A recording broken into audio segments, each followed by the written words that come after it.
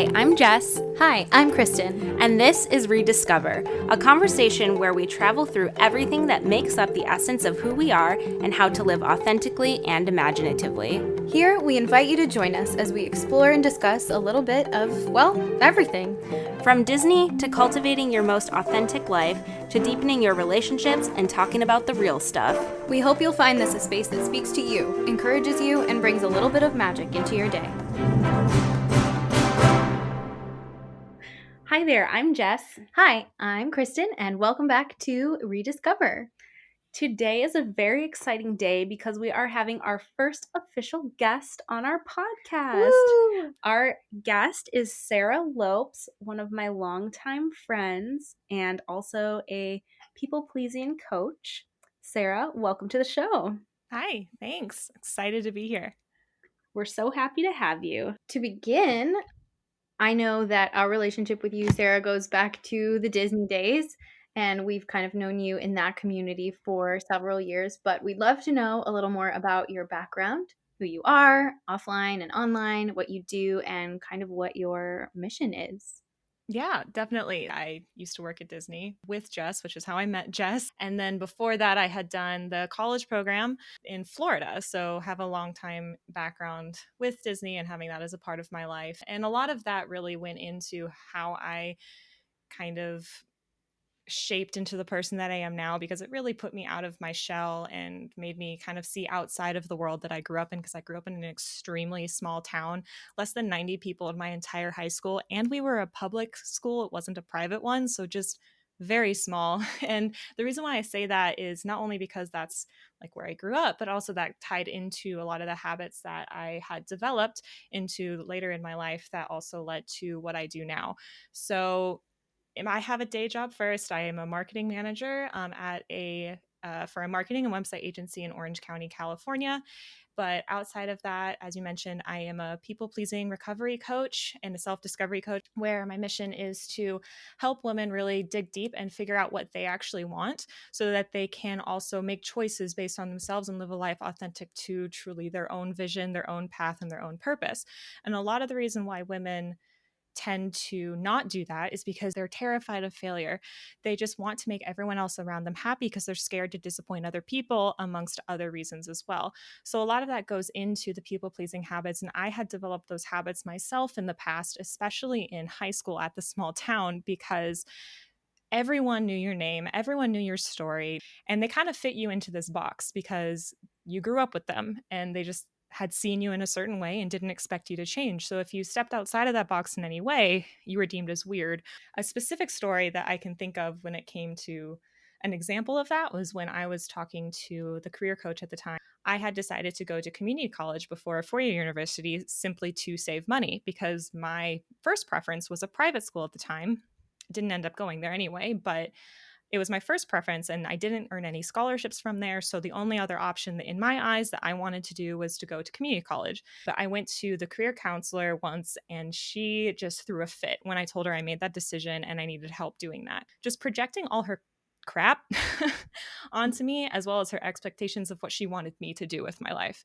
So that just kind of is just one example of a few other things that I had. And so growing past that and then ending up going to the college program and then working at Disney in Disneyland, I found myself moving up within Disneyland, doing kind of positions and jobs that I only did because other people expected me to, because I didn't really know what else to do.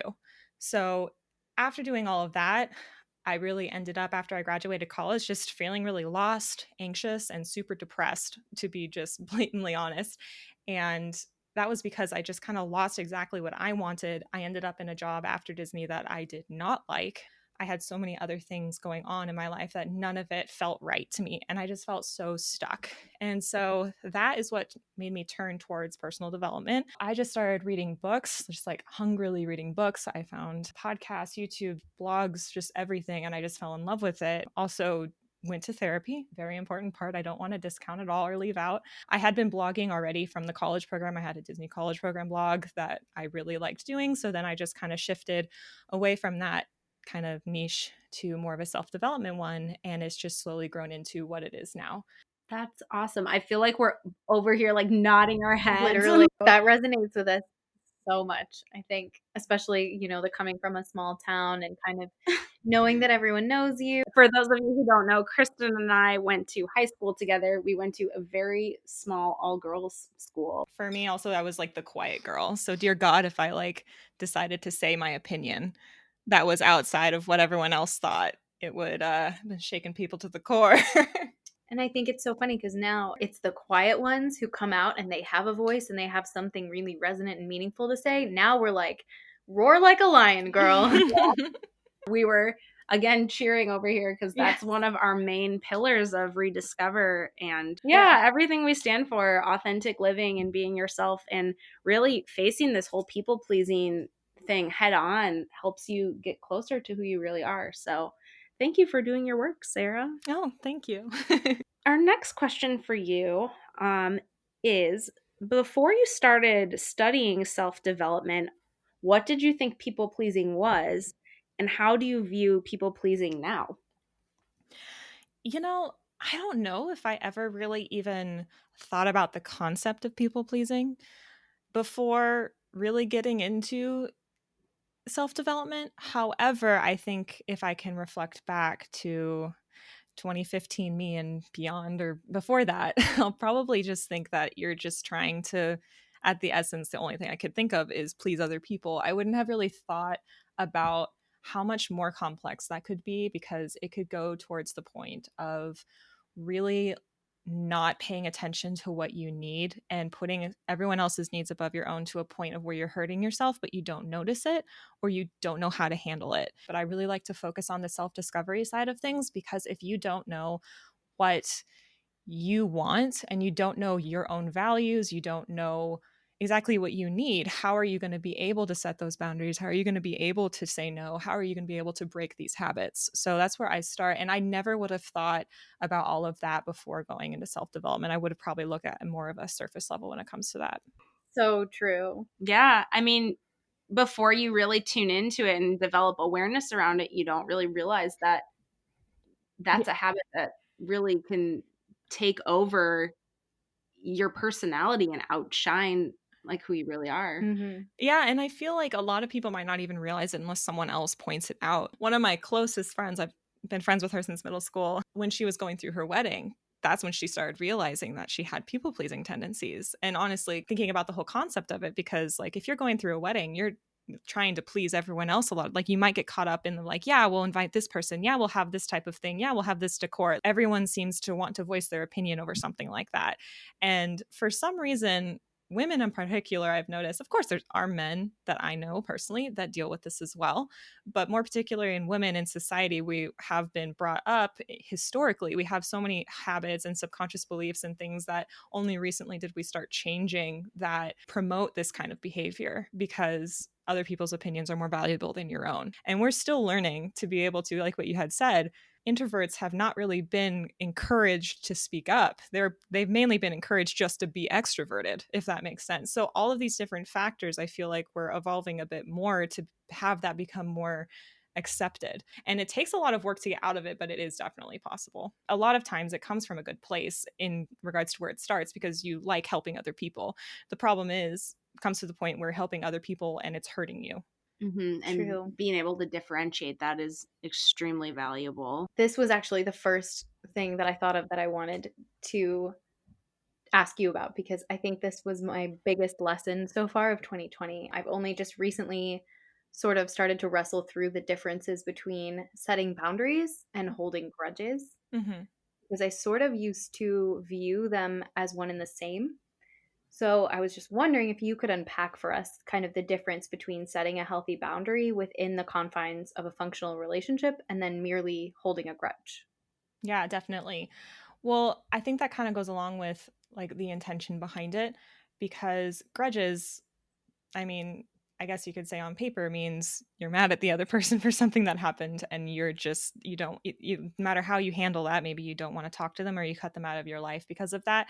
I don't know if you're necessarily healing while you're doing that or really protecting yourself fully, because you still have that anger within you when you're holding that grudge, versus when you're setting boundaries, you're also going to the process of what are your values and your needs, and what are the levels that it takes to express those needs, enforce those boundaries, and what's that point, what's that red flag or stepping over the line to where they've crossed it. And at what point you also have to decide, is that stepping over the boundary too often to where you do need to cut them out, because sometimes that's necessary. And I don't consider that a grudge if someone's been stepping under your boundaries that you've been clearly communicating and they're simply not listening, because at that point that means they just simply don't care. And if they don't care about you enough to respect those things, then you don't need to have them in their life, and they don't deserve to have you in their life. True. Yeah, I think it's just kind of realizing where there's a lack of respect too, because if, Mm-hmm. someone who claims to love and care about you isn't respecting those boundaries, then they're really just showing that they don't respect you. Yeah, and it's not easy. Like it's easy to Yeah. just say, but the practice of it is very difficult, and that's what it is. It takes practice, because I've caught myself in situations where a relationship, either friendship or romantic, is toxic, and I didn't realize this just because I wanted to be in it. I didn't understand what actually I needed. You might not even notice it happening, so it really is that self-reflection point. Yeah, boundary setting, I feel like, can really end up clearing out people from your life sometimes. It's kind of contradictory to what you want when you're in that space of wanting to make the relationship work or wanting to have things go differently. But putting yourself first is really brave. Mhm. It takes a lot of courage and it takes a lot of, like you said, practice. My next question, Sarah, is how do you continue to learn about people pleasing and related topics so you can offer your best advice to your audience and your clients? I just crave information all the time. I just love doing research. I'm just very passionate about personal development as a whole. So I just am always reading. I actually just got a notification that Untamed was available in the library for me on the hold that I had. And I think I talked to you about that, Kristen, before. You're gonna love it. You're gonna want to write all over it. We'll talk about it. Yeah, I'm already obsessed, and I've been like telling my boyfriend, like every time she says something, I'm like, "Oh my god, listen to this. Oh my god, listen to this." I'm always looking for recommendations from other self-development coaches or anyone in that space. People pleasing kind of taps into a lot of different types of personal development and all rolls into one, which is one reason why I like it. There's the self-discovery part of it, but there's also the fear of failure part of it, and that's something I've had to work on in my past. So in regards to me wanting to be a better person, I'm able to also learn and grow and then help other people by recommending things that may have worked for me or something that I had read about on the way that might be relevant and might help them. Also listening to podcasts, those are like some of the biggest ones that I do. I mainly do books and podcasts, but also the algorithms on like Google and stuff like that, if they're just suggesting random articles, are getting very specific to me. So What are some clear-cut actions you can take if you sense some early signs that a newer relationship is headed in a manipulative direction, or you feel like in this new relationship you're kind of headed down this path of falling into those same unhealthy people-pleasing patterns? I would ask the follow-up question, is this early signs in a newer relationship, or is this like late, like you've been together for a while and then now you're starting to notice something? Because I would approach those in two different situations. I think more early in a new Hmm. relationship. Like I had talked about before, sometimes it's hard to notice that right away, and it's more of a gradual thing over time. I feel like that would happen if someone were usually to notice something like that. I think it's really working on staying in tune with your intuition as well as your heart, because a lot of times, like I'd say like 8 or 9 times out of 10, our mind catches up to our gut eventually for something that we think might be toxic or might be starting to get manipulative. But at the same time, it's kind of seeing, okay, how much are you giving and how much are they giving you back? What's the kind of ratio to the effort that's being put into this relationship, and where is it coming from? Like, where do you notice your significant other, like if they're asking you for things or if they're telling you something, where is it coming from that's only self-serving and they just truly aren't really considering your needs, considering your feelings, or just doesn't seem right? It just feels a little off. And usually it kind of becomes a little bit of a pattern, like I had mentioned before. Once you notice something like that, those boundaries really need to come in place to where you really understand, okay, but what do I need in this? What are the clear red flags? What are the things that I will not stand for at all? And then what are the things that I can live with? And of course, I would recommend going to therapy for something more like this, because it's something that might be deep inside through other issues that I think really only a trained professional should really be addressing. But at the same time, there are ways that if you can start communicating those needs and those values with the other person, try and understand maybe where they're coming from. And if you continue to just hit walls, continue to see the behavior, and kind of like what I mentioned before, if they're truly not listening and they're not changing at all, not wanting to adjust at all, and you can tell if someone doesn't want to change because they'll just keep doing what they're doing. And habits are hard to break, but if you at least see some effort, like true effort, not just shallow effort, you got to try and decide, all right, is this something that will be good for me in the long run? Is it not? Is it time to walk away? Are there resources that I can have to try and walk away from this situation if it's dangerous? It's just looking at your options to see how you can move forward from there. Did that answer your question?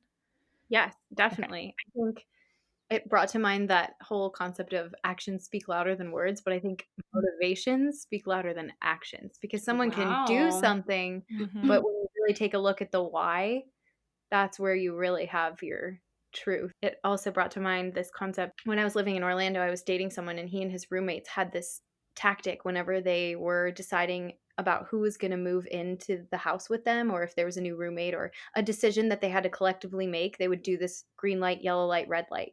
If there was even one person with a yellow light, everyone red lighted it, and they took a minute, stepped back, looked at the situation. Why is there a yellow light for this person? But I think in relationships, there can sometimes be yellow lights where you see or notice something and you're like, this might be a red flag, but I'm not really sure what this looks like yet. And then you have to kind of allow it to progress, figure out, like, why is this affecting me in sort of a negative, hesitant way? Then you yellow light it. But if you're feeling those immediate red lights, that's where you really have to, like you said, like, call in those resources to kind of be a third party to shed some light on a situation that you might not be emotionally ready to confront in that way. Yeah, and you bring up a good point, the being emotionally ready to confront that, because if you're calling on these resources, if you're calling on your friends or something like that, you also have to be open to listening to what they have to say, because Lord knows I've been in so many situations, whether it was a guy I was pining over or whatever, or in a relationship where literally everyone else in my life was saying, "Why are you still here?"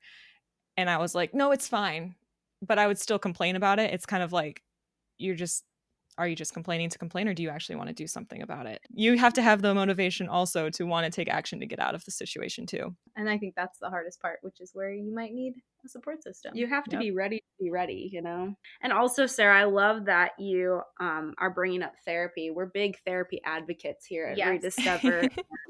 Getting help from trained professionals, I think, is one of the most valuable resources ever. So, 100%. Normalized therapy 2020. yeah, 2020 seriously. and forever. Speaking of therapy, are there any other that included, are there any resources you recommend for people who are just starting out on a self-development journey? A lot of times, if you're getting involved with self development, it can be a little overwhelming because there's a lot out there. There's so many self help books out there. There's so many podcasts, YouTube channels, everything like that, covering so many different topics. Like, I worked at Barnes and Noble for a short bit, and even just within that self help section, there's confidence, there's purpose. Like, where do you even start? And so I would say just pick one thing that might sound interesting to you, literally just one topic. Or even if you just go into the section and find a book that sounds interesting to you. And when you usually find at least one person that really resonates with you, whether that's me or Kristen and Jess or anyone else that you might stumble upon, they usually will have recommendations for books or other podcast channels. Or like, I know you guys just released an episode about podcasts you recommend. Like, I love talking about books that I recommend. We're passionate about this, and so we always want to talk about it. Being able to invest the time in reading books like that or listening to podcasts like that, I just feel like I have these revelation moments all the time because I'm just flooding my brain with this information and expanding my awarenesses. And it's just a really cool journey. So I love that you also say to use your intuition, because intuition is just it's an incredible guidance system that all of us have within us. And when you start tapping into it, it can lead you down some pretty incredible paths. So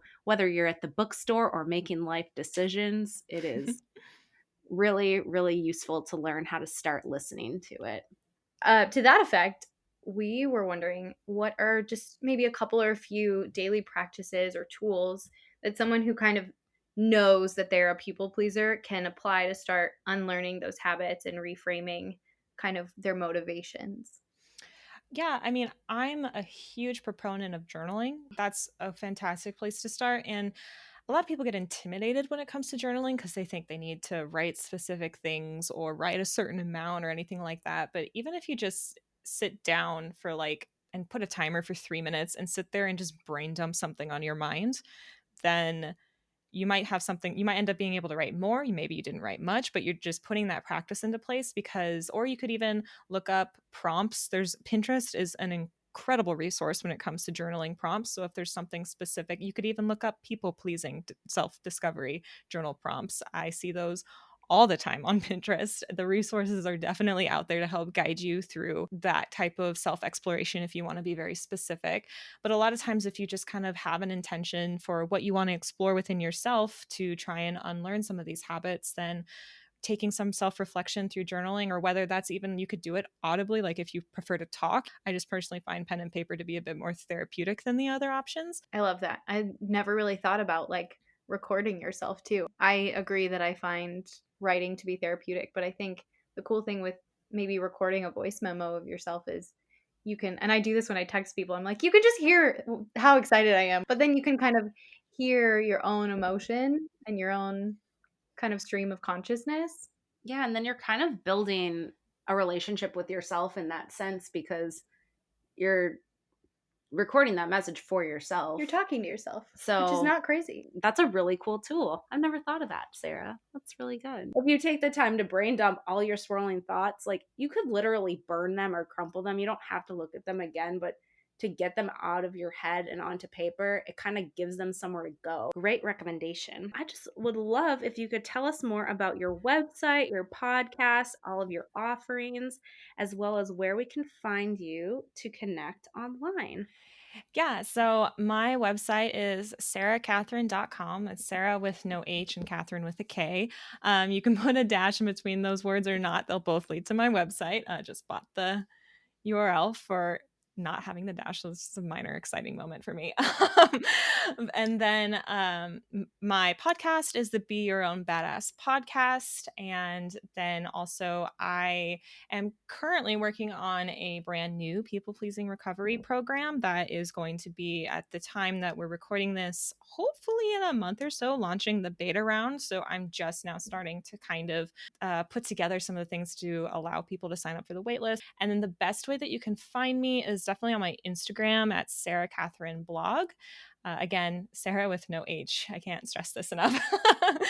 um, but yeah, Sara Katherine blog is me on Instagram. We love your podcast, by We the do. way. Sarah's our first guest over here on ReDIScover, but I got to be Sarah's first guest over on her podcast a couple weeks ago. Be Your Own Badass. And all of the episodes are so informational and helpful. Yeah, I plan on having other guests on soon. I'm just focusing on the program right now and getting that up and running. I'm so excited Yeah. to see what you create because I'm sure it's going to be awesome. Thank you. Also, one other thing, Sarah is a published author. Oh, shoot. Oh my God. I was waiting for you to get to it. Honestly, I have so many things that I like, literally not trying to brag. I have so many things that I just can't keep track of them. Yeah, my book, I'm Awesome, Here's Why. It's actually a guided journal for the most part, or a guided workbook that helps you through self-confidence and helping you build your self-esteem and whatnot.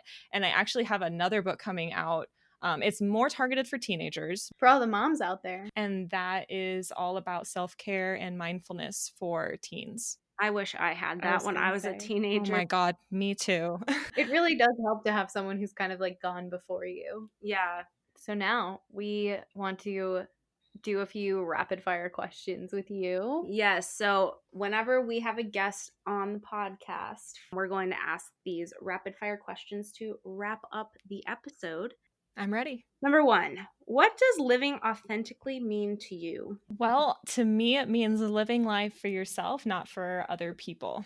You could travel to one place anywhere in the world right now, pretend COVID doesn't exist. Ah. Where would it be and why? So I have to cheat and say two. One is my family, because I live 8 hours away from my family and it's harder to visit them right now. Also, Italy is the other place because I had planned to go literally right now. I should be in Italy. And right before quarantine hit, we were about to buy our tickets. So Oh, but you didn't buy them, so that's thankful. no, but we Okay. seriously, like, I had my mouse on the button. It was that close to it. And then I was like, oh, maybe I'll wait 1 week. And it's like, oh, good thing I did. Wow. I hope you get to go after COVID and that it is even more magical. Italy So, is at the very top of my list as well. yeah, me too, I would say. I'm trying to just move there, to be honest. Maybe this is why I order Italian food all the time. That's a reason to go. Are you kidding me? What is one thing you would be doing every day if your life were free of limitations? So that includes time, money, Oh my etc. goodness. I think I would probably be working on my blog and business a lot more than I do. I like my job, don't get me wrong, but I would like to have, it would be a dream to have kind of a balance of half and half, to be able to put more time and energy into my blog, because I'm just very passionate about helping people on that end and it just brings me a lot of joy. Love it. Thanks. Yeah, I love that. So Jess and I talk a lot about being childlike, not childish. What is one childlike quality that you think would be beneficial if adults utilized it in their daily lives?